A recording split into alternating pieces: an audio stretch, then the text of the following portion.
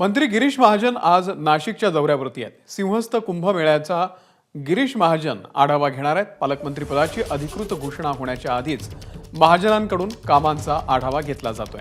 नाशिकच्या पालकमंत्रीपदाचा जो तिढा आहे तो सुटल्याची चर्चा आहे। पालकमंत्री म्हणून गिरीश महाजन यांच्या नावाची घोषणा होण्याची शक्यता आहे। गिरीश महाजन यांच्या उपस्थितीमध्ये आज जिल्हाधिकारी कार्यालयामध्ये बैठक होणार आहे। सर्व विभागांच्या प्रमुखांसोबत गिरीश महाजन यांची ही बैठक पार पडेल।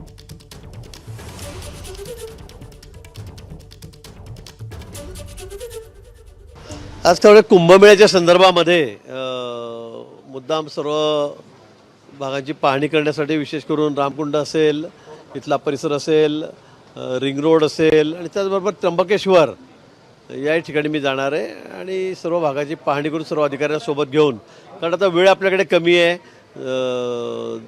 2.2 वर्ष आपल्याकडे शिल्लक आहेत आणि यावेळेला आपण बघितलं प्रयागराजच्या धर्तीवर या ठिकाणी भक्तांची येणारी जी गर्दी आहे भाविकांची ती जवळपास तिप्पट चौपट होणार आहे आणि म्हणून त्या दृष्टीने आपल्याला तयारी करायची आहे आणि म्हणून आजचा दौरा माझा या ठिकाणी आहे।